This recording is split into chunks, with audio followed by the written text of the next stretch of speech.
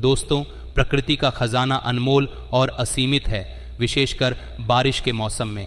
इस समय विभिन्न प्रकार की वनस्पतियां जगह जगह उगाती हैं। कुछ पौधे अपने आप ही उगते हैं और हम उन्हें बेकार का कचरा या जंगली घास समझकर उखाड़ फेंक देते हैं। आज मैं आप सभी को कुछ ऐसे पौधों के बारे में बताने जा रहा हूं जो हमारे आसपास ही उगते हैं। इन्हें हम कचरा नहीं बल्कि बेहद कीमती और अनमोल रत्न कहना चाहेंगे, जो हीरे मोती से भी ज़्यादा मूल्यवान हैं। इनका औषधीय महत्व बहुत अधिक होता है। आज मैं आपको एक ऐसे ही छोटे से पौधे के बारे में बताऊंगा जो मेरे घर के आसपास बहुत आयात में पाया जाता है। मैं चाहता हूं कि आपको भी इसकी जानकारी हो। स्क्रीन पर देखकर आप इस पौधे के बारे में जान चुके होंगे कि यह किस प्रकार का पौधा है। अब मैं आपको बताऊंगा कि इस पौधे का क्या नाम है और इससे हमें क्या क्या फ़ायदे होते हैं। इसके बारे में जानकर आप चौंक जाएंगे और फिर कभी भी इसे बेकार समझकर उखाड़ नहीं फेंकेंगे। बात की गारंटी लेता हूं दोस्तों, हमारे यहाँ पर इस पौधे को छोटा धतूरा के नाम से जाना जाता है। अलग अलग गांव, शहरों में अलग अलग नाम से इन्हें जाना जाता है। हमारे यहाँ पर छोटा धतूरा कहते हैं। आपके यहाँ पर किस नाम से जाना जाता है, कमेंट में मुझे ज़रूर बताएगा। कई लोग इसे छोटा गोकुल भी कहते हैं। कई जगहों पर इसे खाखरा कहा जाता है, कहीं शंका होली और कहीं काम तो बोलते हैं। कई जगह पर इसे कांटा गोली कहते हैं और अंग्रेज़ी में इसे कॉक लवर कहा जाता है। गांव में अक्सर सभी बच्चों ने यही कॉक लवर से एक दूसरे को मार करके अपना मन प्रसन्न किया होगा। मैं भी बचपन में अपने दोस्तों के कपड़ों में इसे चिपकाया करता था। इन्हीं को देखकर हम अपने बचपन से जवान हुए हैं। इससे ज़्यादातर गांव, खेत, खलिहान में पाया जाता है। अगर साफ साफ शब्दों में कहूँ तो कॉक लवर सोने, चांदी, हीरे, मोती से भी ज़्यादा कीमती होता है दोस्तों। और आज मैं आपको इसके बीज के बारे में भी बताऊंगा। इसके जो बीज होते हैं वह कांटे युक्त होते हैं। जनवरी फरवरी के महीने में इसमें बीज आना शुरू हो जाते हैं। पहले हरे रंग के बीज होते हैं और फिर धीरे धीरे या भूरे रंग के बीज बन जाते हैं और ये बहुत ही औषधीय गुणों का भंडार होते हैं। दोस्तों, शायद आपको पता नहीं होगा कि ये एक बहुत ही अच्छी जड़ी बूटी भी है, अमृत तुल्य है, महाशक्तिशाली है। इस जड़ी बूटी के आगे बड़ी बड़ी डॉक्टरी या मेडिसिन भी फैल हो जाती है। तो आप सभी से कचरा या सिर दर्द समझकर ना फेंके। यह एक पावरफुल सर्दी ब्यूटी है जो कि बरसात के मौसम में अपने आप ही लग जाती है। कांटे युक्त इसके फल होते हैं। दोस्तों, हम सभी को भारत भूमि को धन्यवाद करना चाहिए। हम ऐसे देश में रहते हैं जहां आज भी यत्र तत्र सर्वत्र जड़ी बूटियां हर जगह फैली हुई हैं। इन्हीं जड़ी बूटियों के लिए विदेशी लोग तरसते हैं कि कहीं से उन्हें यह पौधा मिल जाए। तो ईश्वर का हमें धन्यवाद करना चाहिए कि हम ऐसी भारत भूमि में आज भी रहते हैं जहां पर अमृत की तरह शक्ति रखने वाले पेड़ पौधे आज भी मौजूद हैं। दोस्तों, आप सभी देख लीजिएगा कि एक दिन ऐसा ज़रूर आएगा जब हर कोई इन पेड़ पौधों को अपने गले लगाएगा, जड़ी बूटियों को गले में पहने और अंग्रेज़ी दवाइयों को छोड़कर के इन्हीं की तरफ दौड़ता हुआ चला आएगा, क्योंकि जड़ी बूटियों में अमृत होता है, साक्षात ईश्वर का वास होता है। अभी तक यह जानकारियां भी झूठी लोगों को पता नहीं थीं, लेकिन हमारे चैनल वैदिक दृष्टि के माध्यम से हम हर किसी को जागरूक करने का पूरा प्रयास कर रहे हैं, ताकि लोग अंग्रेज़ी दवाओं से शरीर को सही जल्दी कर लेते हैं, लेकिन बाद में बहुत ही जल्दी शरीर अंग्रेज़ी दवाई के सहारे चलने लगता है।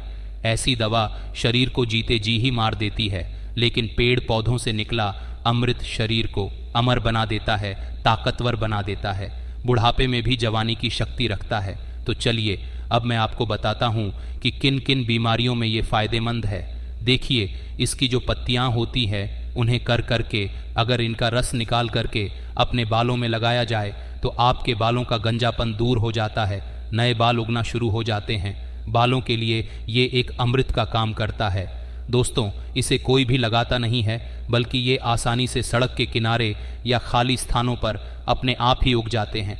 ये पौधा अगर आपके आसपास में मौजूद है और अगर किसी को सर दर्द की बहुत ज़्यादा परेशानी है तो इसके पत्तों को पीसकर केदों से 3 बूंद रस के अंदर दही मिला करके अगर आप सिर के ऊपर मालिश करते हैं तो आपको आराम मिलता है। अक्सर मौसम बदलने से सर्दी खांसी बच्चों को हो ही जाती है और यहाँ तक कि बड़ों को भी हो जाती है। इसके पत्तों को छांव में सुखाकर दूध के साथ सेवन करने से सर्दी खांसी तुरंत ही खत्म हो जाती है। दोस्तों, ये हर प्रकार की कमजोरी को दूर करने के लिए भी रामबाण का कार्य करता है। देखिए, आजकल के समय में ज़्यादातर लोग कमजोरी की समस्या से परेशान हैं, क्योंकि हमारा लाइफस्टाइल इतना ज़्यादा ख़राब होता है कि हम अपने शरीर की ओर ज़्यादा ध्यान ही नहीं दे पाते, सारे वो शक्त तत्व उन्हें नहीं पहुंचा पाते। तो चलिए जानते हैं कि कैसे इसका सेवन करना चाहिए। तो इनके पत्तों को सबसे पहले सुखा करके एक चूर्ण बना लें और फिर दूध के साथ सेवन करने से आपके अंदर यौन शक्ति बढ़ती है, कमज़ोरी दूर हो जाती है। बहुत ही से एप्पल सा उपाय है दोस्तों, आप इसका इस्तेमाल कर सकते हैं। ये मधों में ढीलेपन को भी दूर करता है, बहुत ही कारगर सिद्ध होता है। तो दोस्तों, आगे बढ़ने से पहले आप सभी से उम्मीद करता हूं और एक रिक्वेस्ट करता हूं कि वीडियो को लाइक करके चैनल वैदिक दृष्टि को सब्सक्राइब और पास वाला बेल आइकॉन ज़रूर प्रेस कर दीजिएगा और कमेंट बॉक्स में जय श्री राम तुरंत लिख दीजिएगा। दोस्तों, इस वीडियो को लाइक करने का कोई भी चार्ज नहीं लगता है और चैनल पर सब्सक्राइब करने से आपको हर रोज़ बिल्कुल मुफ्त में जानकारियाँ मिलती चली जाती है। और अब मैं आप सभी को इस पौधे का एक और चमत्कारी उपाय बताता हूँ। चर्म रोग पर इसका रस लगाने से धीरे धीरे चर्म रोग बिल्कुल ही समाप्त हो जाता है, ठीक हो जाता है। दोस्तों, अक्सर फोड़े फूंसी बच्चों को लग ही जाते हैं या फिर घाव हो जाते हैं, तो उसमें भी इसकी पत्तियों का पेस्ट लगाएं। थोड़ी ही देर में फूंसी ठीक हो जाती है। चेचक के दाग होते हैं, उनमें भी यदि इन पत्तियों का रस लगाया जाए तो दाग धब्बे बिल्कुल ही दूर हो जाते हैं, घाव ठीक हो जाते हैं। ऐसा कहा जाता है कि नासूर तक इस रोग से ठीक हो जाता है। तेल कैसे बनाना है, चलिए अब मैं यह बताता हूँ कि बालों के लिए तेल कैसे बनाया जाए। इसका तो आप किसी भी प्रकार का जो भी तेल इस्तेमाल करते हैं उसमें आप इसके रस को मिला लें और फिर अपने बालों पर और अप्लाई करें। आप जो भी तेल का इस्तेमाल करते हो, चाहे नारियल तेल हो या सरसों तेल हो, सबसे पहले छोटे धतूरा की कुछ पत्तियां ले और इस तेल में डाल करके तेल को गर्म कर ले, उबाल ले और उसे छान करके हर रोज़ अपने सिर के स्कैल्प में मालिश करें। ऐसा करने से आपके सिर में कभी भी सफ़ेद बाल की समस्या नहीं होगी, बाल हमेशा काले और घने बने रहेंगे।